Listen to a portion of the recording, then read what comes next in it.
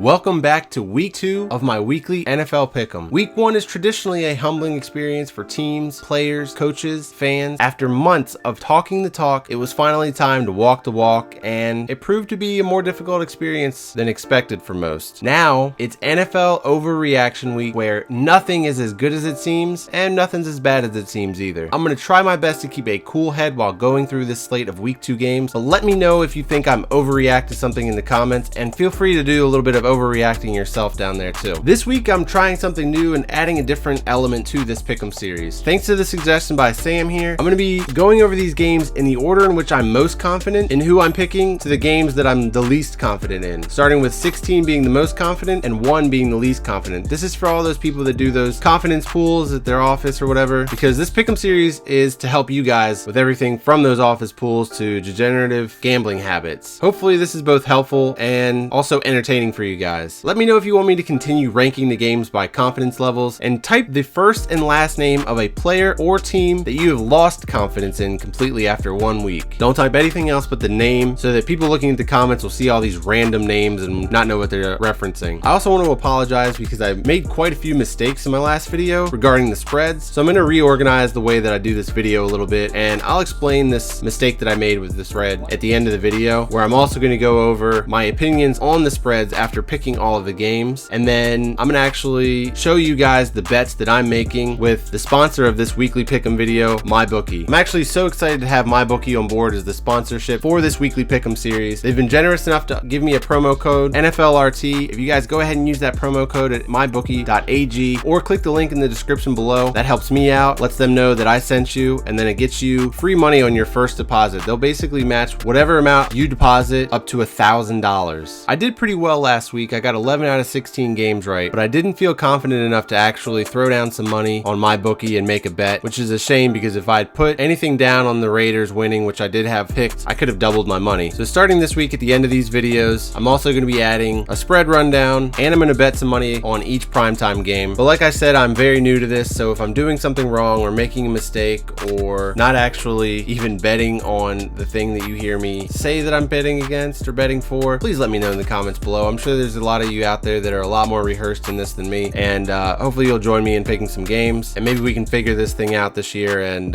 win some money. Last week you guys crushed the like goal as always. I can't tell you how much I appreciate that. This week the like goal for this video is going to be 500 in honor of half of the league having a 500 record by the end of the weekend. I know these intros are dragging on. I'm gonna figure out how to make them a little bit faster as we get rolling through this season, but before we get started, I want to go over last week and the results that we had from the Pick'em group. We had a two-way tie for the top spot overall. Starkey Sharky and Ronnie 0348 tied with 14 out of 16 picks made correctly. That's pretty impressive. Like I said, I got 11 picks right, finished in rank 39, and I feel pretty good about my start this year. But speaking of week 1 humbling some guys, you guys always blow me away with your support. I mean, I think we just have to stay humble. We got to make sure we know how to handle success and all those things. We had over 180 people join in week 1, and I'm just so happy to have you guys on board for this season-long journey. Remember, joining the group is free. This is just for fun, but at the end of the year, I will be giving away a $100 NFL Shop gift card to the overall season leader. And remember, the rule in this group is that it drops your lowest week of the season. So if you're just seeing this video for the first time, you missed the week 1 edition, this is the perfect time to join because that week 1 zero burger will be dropped from your score overall altogether. I will leave a link in the description, and there'll probably be a link in the comments also. Let's get started on these picks, finally. So the game I'm most confident in is Panthers over the Buccaneers. Both teams were involved in pretty physical matchups in week 1, but one was a heavyweight matchup and the other one was more of a JV matchup. I think the level of competition played against actually helps the Panthers more going into week 2. Picking a divisional rivalry game here could be a mistake, but teams with a new coaching staff typically surrender that divisional edge for at least their first game. I think that the Panthers win 35-24. Next up, I've got Patriots at Dolphins. Here I've got another divisional rivalry that I feel pretty confident about, even though this is usually my annual Patriots upset special game. But this Dolphins roster might just be too depleted to even compete this year, and now players are saying they want out of this tank job. I mean, the Dolphins are in danger of getting relegated to the XFL at this rate. Patriots win 38-17. Cardinals at Ravens. I'm pretty excited to see this game that features the next gen at quarterback in the NFL. The Ravens made a statement against the Dolphins, which was practically a 5th preseason game for them. The Cardinals, however, just played a 5th quarter of what's becoming the NFL's lamest new tradition, a week 1 tie. Even if these teams were equally matched talent-wise, I'd credit fatigue for why the Cardinals could come out very flat this week, but this Cardinals roster is still a year away from winning games like this one. I hope they're able to make it competitive and that Kyler Murray and Lamar Jackson go back and forth with it, but in the end, Ravens win 28-21. Chiefs at Raiders. Now, Tyreek Hill has generational potential, but there's a reason that guys of his stature don't make the same lasting impact over the course of their careers, because their careers are usually shortened due to injuries. Yet somehow, with him probably missing extended time like this with this right arm injury, I don't worry about this offense for a second. There's so much depth at this wide receiver position for them, and they are actually planning on potentially being without Tyreek Hill for these first few games anyways. It's funny how things in life like that, suspension and the timing of this injury, can sometimes have an ironic final destination type of outcome. The Raiders were impressive in their Monday Night Football game, most notably in their efforts to shut out Von Miller and Bradley Chubb out of the sacks department. I was really on the fence about this team to start the year, and all that Antonio Brown stuff didn't have me leaning towards them in a positive way, but after seeing the way the team responded to one of the weirdest stories I've ever seen or heard of in the NFL, I actually feel better about the Raiders offense flowing through Derek Carr more naturally than before, not to mention the camaraderie in the locker room that this situation probably brought to them. Nothing will bring guys closer together than outsiders trying to poke and prod at them regarding some guy that doesn't even play there anymore and was really never that much of a teammate to them anyways, because he was always trying to do something crazy to get himself released from the Raiders anyways. But Tyrell Williams, holy, I mean, that guy looks like a legit wide receiver 1, and I'm really glad that I picked him up in so many fantasy leagues because he seemed to be hanging around at the end of drafts every time. It just so happens that with Antonio Brown now departing, he is in fact their wide receiver 1, and potentially a dynamic one at that. He and Derek Carr seem to have instant chemistry, and it's no surprise because Williams is actually a perfect fit for when Derek Carr wants to Brett Favre it down the field. Now at least there'll be a big, fast, deep threat to get under it. Whoa, sorry, I got sidetracked there thinking about all those future fantasy points from my 12th round pick. Anyways, Chiefs Raiders, yeah. This Chiefs offense is still going to be dynamic, and this could set up to be LaShawn McCoy's breakout party as a Kansas City Chief. Sammy Watkins finally decided to have his breakout game and play an entire game last week against the Jaguars, and stop me if you've heard this one before, but if he stays healthy, it would make sense that he would break out with a guy like Patrick Mahomes. I am an ex-driver, an ex-passenger, an ex-janitor of the Sammy Watkins hype train. That's how long I've been on it. This year, I feel like I saw the hype train leaving around fantasy draft time without me, and I was like, I was just over it, you know? Watkins has potential to offer everything that Tyreek Hill does, with a slight discount as a vertical threat, but that classic Clemson wide receiver after the catch ability. They all look like predators seeking contact instead of absorbing it and arm-barring dudes in the neck. Sorry, another tangent on another wide receiver. Chiefs win 40-31. Cowboys at Redskins. Of the 4 teams I made off-season Super Bowl hype videos for, the Cowboys are the only team that came out looking like a contender in week 1. The Redskins were putting the league on notice on the road in Philadelphia, but only for the first half. They blew a second half lead, and then head coach Jay Gruden sounded like a defeated man that's ready to go join his brother's coaching staff in Oakland and then Vegas. I kept telling people this offseason that the Redskins have a really good roster. They're actually built to give the Eagles and Cowboys a tough time moving the ball with this all 2010 decade Alabama defense. But the Jonathan Allen injury really bothers me, not for his long-term impact, but this week is going to be a tough one for him to miss. Ezekiel Elliott typically starts off pretty slow, and after missing all of training camp, he seemed still pretty explosive in his first game. I think that he could go off in this game if the Redskins defense can't make up for Jonathan Allen being out. Cowboys win 24-17. Jaguars at Texans. The Jaguars looked like they were just about to get this thing going offensively before the Nick Foles injury. It's a shame because I loved the fit with Foles and these wide receivers, and it seemed like they all came to play this year. This kind of thing happens every year in week 1, I swear, but that's some real cruel irony that the initial thought was that it looked like it was going to be Patrick Mahomes suffering that week 1 injury. Gardner Minshew looked awesome too, so maybe it's the weapons on this offense. He completed 88% of his passes, which is the highest by a quarterback in his debut in NFL history. Now they just need to keep this one healthy, or newly acquired quarterback Josh Dobbs will be the starter. If you've ever played Madden, you might agree with me here, but I won my first 32-man connected franchise Super Bowl with the Bengals after trading for Josh Dobbs, so this guy definitely has a special place in my heart, at least my video game heart. Either way, the Jags now have 3 interesting quarterback prospects on the roster, and if this defense can get it together against, a regular normal offense instead of the Chiefs, then they've got a chance in this one. But as long as Deshaun Watson is upright, the Texans offense is going to be scoring with the best of them too, so this this has potential to go either way and could be a high-scoring game if the Jaguars don't step it up on D. But in the end, it is a 6th-round rookie quarterback starting for the Jaguars. Safe money is on the home team here. Texans win 29-20. Seahawks at Steelers. I've got a pretty good feel of how good the Seahawks are, and their potential seems limitless if the young receivers develop quickly and Jadeveon Clowney goes out there and earns himself some Khalil Mack money. But are the Steelers that bad, or were the Patriots just that good? I wasn't feeling very high on the Steelers coming into the season, but I thought they'd still be able to put some points up. Maybe losing Antonio Brown just made them too easy for Belichick to stop, and they'll still get theirs against weaker defense, but this Seahawks team ain't it. Seahawks win 24-19. Bears at Broncos. I've been a Trubisky truther since his days at UNC, but I still expected more of a jump in 2019 after it seemed like he took strides in year 2. Once again, I don't think things are quite as bad as they seem here, and it could be that it was just week 1 jitters against a much improved Packers defense. Aaron Rodgers didn't look great on the other side of the ball either, so maybe it was just an old-fashioned slugfest in honor of the NFL 100 celebration. We already know the Broncos defense is legit, even if they had a down performance against the Raiders in week 1. So maybe Trubisky rebounds a little with more focus and maybe a better game plan. Yeah, maybe. Or maybe that mile-high altitude is too much on the Bears this early in the season before guys get their football legs underneath them. And Von Miller and Bradley Chubb set out to prove to the old Khalil Mack fan club on the other side that 2 is better than 1, and they go and they wreck Mitch's world. Broncos win 17-16. Vikings at Packers. The Vikings looked like everything I thought they'd be in 2018 in week 1. With the defense taking back the identity of this team, that's going to be what takes this team to the promised land. That's how this team needs to win. The less Kirk needs to throw, the better. And that's not directly a shot at him, but he's just better when expectations are much lower for him. Don't put the pressure of this team winning on Kirk's shoulders or you're not going to have a good time. When I glanced at these week 2 matchups after the Packers-Bears game, but before the rest of the week 1 games, I penciled this game in as my 16-pointer and most confident overall outcome in favor of the Packers. I wanted to do this to help avoid too many overreaction picks. I think the Packers defense is legit, but I want to see the Vikings do it on the road against a good defense before I crown their ass. I mean, as King of the North. But yeah, I went from 16 confidence spot to the 8th here, but still maintained the same winner. Packers win 24-21.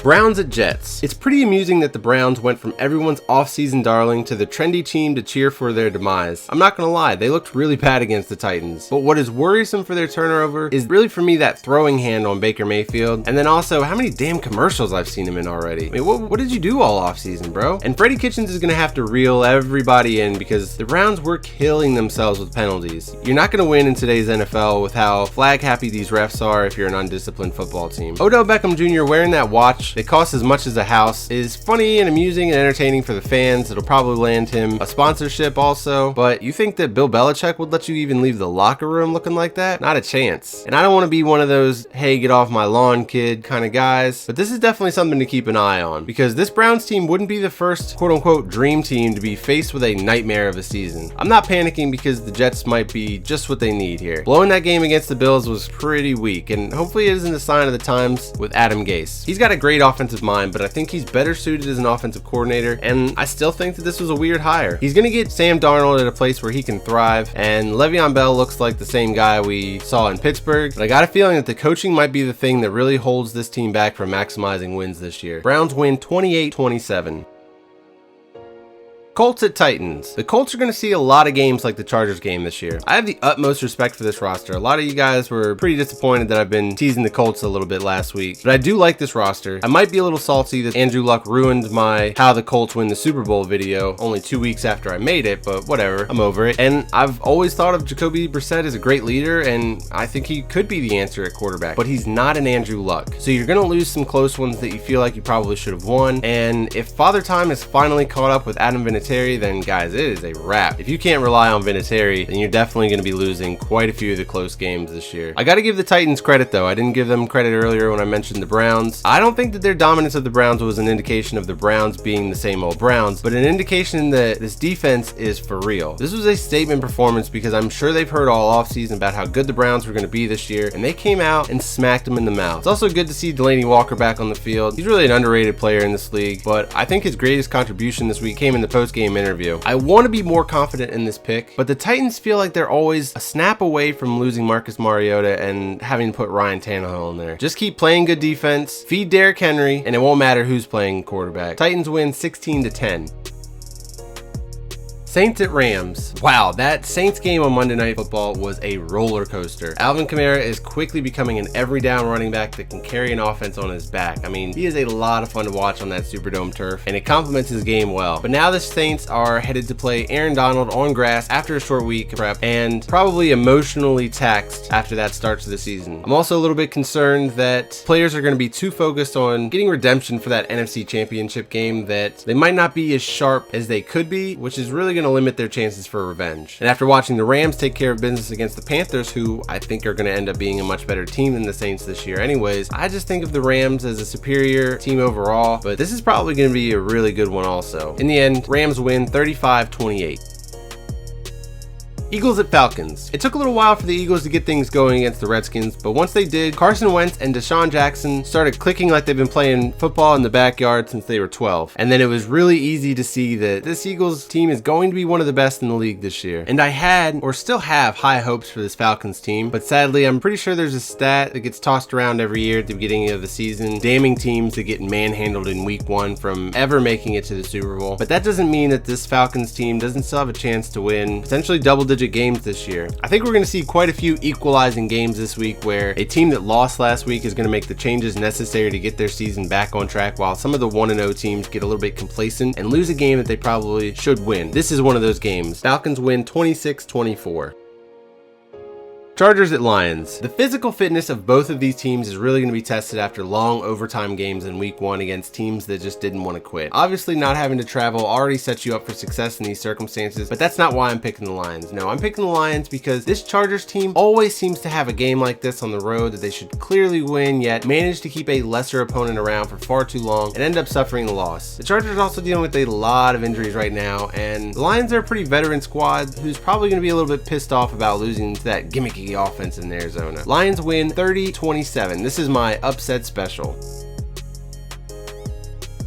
49ers at Bengals. The 49ers defensive line looked really good against the Buccaneers garbage offensive line in week 1, and what do you know? Here comes another garbage offensive line. I was actually really impressed with the Bengals though and their performance in Seattle. They hung around a lot longer than I anticipated. John Ross went off finally, but it does beg the question if he can only do this kind of stuff in the state of Washington. I don't know why I was surprised by John Ross's breakout performance though, because this offense makes a lot of sense for him. Really, he should be the focal point, the Brandon Cooks of this offense, and with AJ Green out, there's a lot more reps to go around. This is another case where I think things equalize themselves and the home team is able to take advantage of a fatigued West Coast team making their second trip in as many weeks across country. Bengals win 21-20.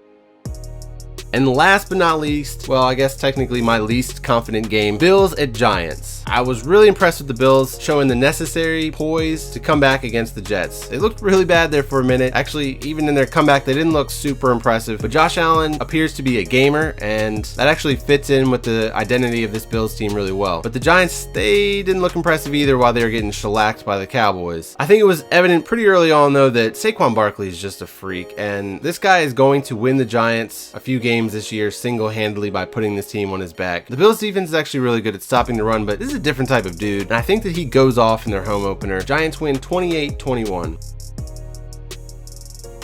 So now let's talk about the spreads on each of these games. But first I want to address the mistake that I made and apologize once again. Some of you may have noticed that there are quite a few mistakes in my week 1 video regarding each game's spread, with the majority of them being listed as -3. Well, long story, I learned how to set up a template to make these graphics on this video with all 32 teams on both sides, and in that template I set -3 as the default because pretty common spread, and it helped me with the sizing to see an actual number in there. And initially I thought that I just happened to overlook the second half of the games while filling out every other little detail in the video. But when I went back to make this video, I made all 64 templates with a capital X in place of the 3 so that I could go back and more easily identify the games that I haven't gotten to yet. But in that process, I learned that I'm not quite proficient enough with my animation skills, and for some reason, the names kept reverting back to what they originally had saved as in the template every single time I quit Final Cut Pro. It was quite a headache, but I really appreciate everybody pointing that out and letting me know, because you guys know that I really really take pride in paying attention to the little details, so I was pretty annoyed and disappointed in myself when I thought that I had just missed such an obvious one on so many of the games. So yeah, so for now, I'm just going to show my picks against the spread with screenshots of my bets on MyBookie. On Thursday Night Football, I went with the Panthers in my pick'em, and -7 is about what I would say is fair. I think that the Buccaneers are not as bad as we think they are, but I'm going to go ahead and I'm going to put my money on the Panthers covering the touchdown spread. The Titans are favored by 3 against the Colts, and I wouldn't touch this one if I were you betting. -3 seems a little bit too close for me, and I'm not even 100% confident that the Titans end up winning this game. +3 for the Lions. That, like I said, that's my upset special. I think that this is a dangerous one, but it's one that could pay off greatly. In fact, because that's my upset special, I'm going to add that one to the parlay. Bills at Giants. Giants are 1.5 dogs. I went with the Giants on my pick'em, but it was also the game that I was the least confident in that pick, so I'm not going to touch that one, but let me know in the comments below if you do. And here we've got the Cardinals at Ravens, and Cardinals are 13.5 point underdogs. I mean, that is a big margin for a team that didn't lose, but to think that the Ravens are going to steamroll everybody like that seems a little bit risky. I'm not touching that one because you just never know, and that's just too big of a gap for me. Speaking of big gaps, this 19.5 point spread is a little too rich for my blood also. I really don't think that the Patriots will beat them by 20 points, but you just never know because they did just get beat by more than that. So moving on to Cowboys at Redskins. Cowboys are favored by 5.5. I think that the Cowboys are a really good team this year. I think that the Redskins are an underrated team this year, so I wouldn't take the Cowboys against the spread in this one. These two teams are probably going to play each other pretty close, and it wouldn't surprise me if maybe the Cowboys jump out to a big lead and then try to grind out the clock and allow the Redskins to sort of climb back in and make it interesting at the end with maybe a garbage time touchdown to bring it within 5.5. So I'll take the Redskins and the points there, but I'm going to try to avoid placing any bets on Cowboys games this year so that I'm thinking more with my head and not with my heart. We've got Jaguars at Texans, and the Jaguars are starting Gardner Minshew, like I said, 6th round pick, played really well, but do we think that he can do that again? I'm going to say no, and I think that the Texans can cover here. Seahawks at Steelers. The Steelers are favored by 4, and I actually picked the Seahawks to win this game, so yeah, give me the +4 for the Seahawks for sure. 49ers at Bengals. I'm actually surprised that the Bengals are favored in this game, but this is one of those toss-ups that it's just not worth it. Vikings at Packers. The Packers are favored by 3. If this matchup didn't result in a tie last year, I'd probably be more inclined to take the Packers -3, but I could just see this game being that one that bleeds over into the late games because they're either in overtime again or it's just been that back and forth that it runs on for a little long. Chiefs at Raiders. I'm actually higher on the Raiders than a lot of people, it seems like, but even with 7.5, I don't think that I could pick them here. The Chiefs are just too powerful and too explosive offensively to only beat the Raiders by 7.5. Saints at Rams. 2.5 seems fair for this. These are definitely two potential NFC powerhouse teams, and the game could go either way, but that's too close for comfort for me, not taking a chance there. Bears at Broncos. It doesn't surprise me that the Bears are favored, but I did pick the Broncos, and I would take them +2.5. I think that the Broncos are going to handle their business on Sunday afternoon. I think that altitude is no joke, especially this early in the year. Eagles at Falcons. Falcons are 1.5 point underdogs at home. I will take that all day. I think this game will be close, but 1.5 and the Falcons, and it's a primetime game. Let's go. And then the last one on Monday night, Browns at Jets. The Browns are favored by 2.5 on the road. That is surprising, and I think that they are going to bounce back this week. Do I think that they can beat the Jets by a field goal? Damn right I do. Now we're going to come over here, and this is the part where I might need you guys' help a little bit. Straight wager. When I practiced with this earlier, it felt like I was kind of nickel and diming myself. I'm not trying to spend a bunch of money here. This is just for fun. What I feel the most comfortable and the most excited about is this parlay, where if I get all 4 of these right, and like I said, this is just for fun. Let's just say I tossed in 50 bucks. I could come away with $606. Are you kidding me? I will definitely do that. I think that I can bank on these 4 games coming true. If these 4 games happen, I'll have made $606. What do you guys think? Hit it? Hit it? Let's do it. So I'm risking 50 bucks here to potentially win 606. I like it. Whew. That was a marathon of a video, guys. I'm sorry that dragged on for so long. Let me know what parts you think I should just go ahead and cut out, because I really don't want these videos to be longer than 20 minutes. I'm also going to try as hard as I can to get them out on Tuesday nights for the rest of the season. I think that I have planned out my Sunday night and Monday in a way where I can prep these videos and get them as close to finished as possible, and then put the finishing touches on Tuesday and then get it posted, and then maybe we can do a live premiere on Tuesday nights. So let me know what time you think on Tuesday night would be the best. I'm thinking 8 p.m. Eastern, or is that trying to compete with TV too much? Appreciate you guys watching these, liking these, commenting on these, and subscribing to the channel. Really helps me grow, and the more I grow, the more opportunities that will present themselves for me to create even more unique and original stuff on this channel. Love you guys. I'm really looking forward to this football season. So glad it's finally here, and I will see you all in the next video.